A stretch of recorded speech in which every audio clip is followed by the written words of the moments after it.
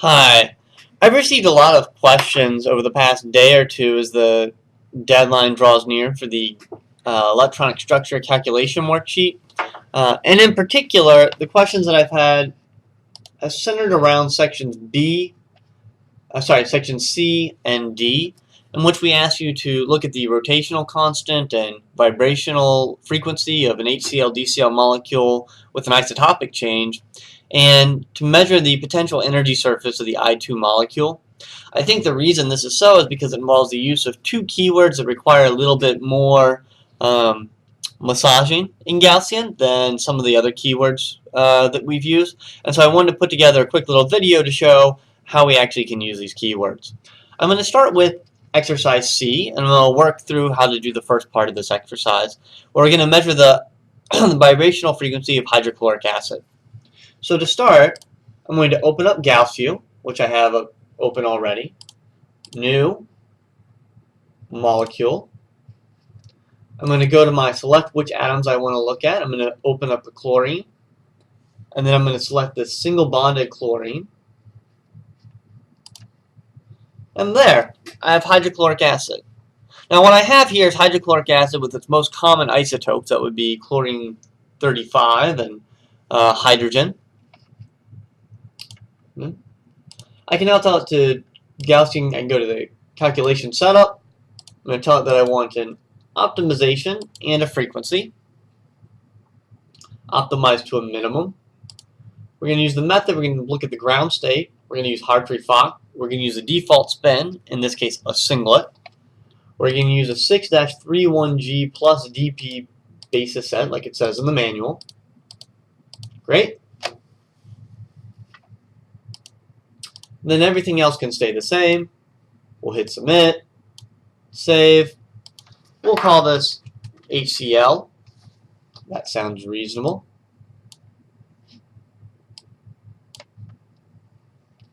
Submit it to Gaussian, please do. It's going to make this computation, and it'll take about 30 to 45 seconds to finish. When it's done, this window will pop up. We can open the log file, and we'll come up with this little small error that says it can't orient the dipole derivative. That's just a function of it being a linear molecule, and you can ignore this. Here we go.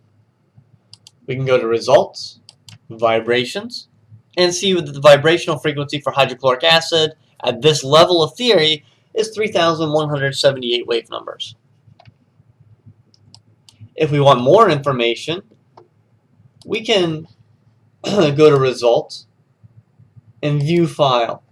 This will automatically load the output file for us and allow us to determine additional information such as the rotational constant, the electronic energy, the Gibbs free energy, and some thermochemical data as well. We're not going to look at that at the moment, although you might want to take a look at that for the exercise. What we're interested in now is how can I change this file to be deuterium instead of hydrochloric acid. So let's close the log file and go back to our original file. And the easiest way to do this is to open the original file and open with not Gaussian, which is the default, but instead let's open it with Notepad.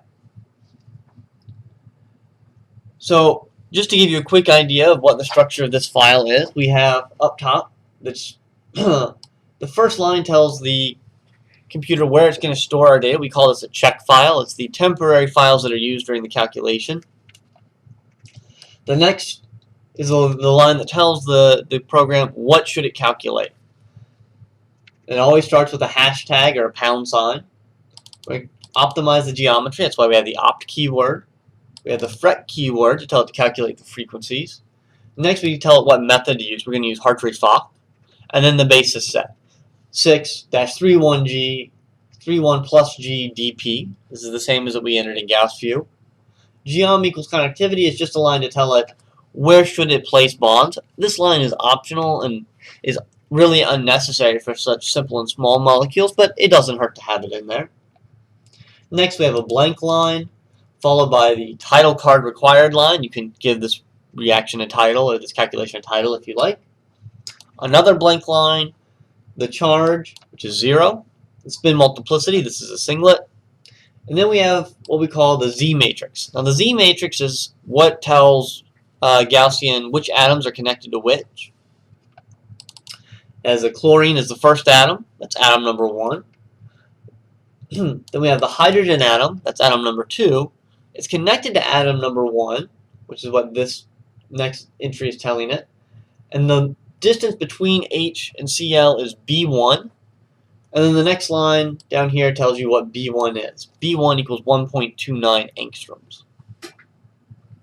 So we want to tell it to change the isotopes, which means we have to use the read isotopes keyword as described in the lab manual and the link that links to the Gaussian website to tell you how to use that. Read isotopes.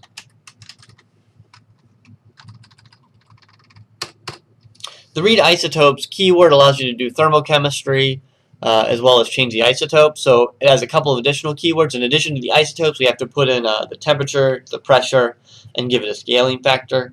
For all of your calculations, feel free to use room temperature, 298 Kelvin, 0 pressure, and a scaling factor of 1.0. The next entry is what is the isotope for each atom. So the first atom is chlorine. We're going to use 35 for that. The second atom is hydrogen, and we'd like to change that to deuterium, so we're going to change that to 2. And that's it. Now we're ready to calculate the vibrational frequency of deuterium. I'm going to save as. Instead of HCl, I'm going to call this DCl. DCl. And then I'm going to click all files instead of text files. I wanted to keep the extension. I'm going to call it dcl.gjf for a Gaussian input file and hit save. Notice on my desktop I've now created this DCL file. I'm going to open it. It looks the same in Gauss View. But now when I go to Gaussian calculation setup, if I look at the add parameters, our temperature, pressure, scaling value, and isotope labels are listed here in the file. I can submit this file to Gaussian.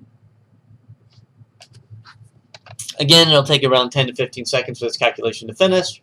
When it's done, we'll close Gaussian, open the DCL log file, same error message pops up that we can ignore. We look under the results section, and you see that the vibrational frequency has changed. And if you were to look at that, you could compare how much it changes relative to the vibrational frequency of HCl, and it should have be close to change in 1 over the square root of 2. Okay, so I've shown you how to do that for change hydrogen to deuterium. You can now do the same thing for changing chlorine 35 to chlorine 37. And mix and match to make sure you get all 4 possible combinations of hydrochloric acid, deuteric acid, hydrochloric acid with both isotopes of chlorine, deuteric acid, deuteric chloric acid with both isotopes of chlorine. Okay?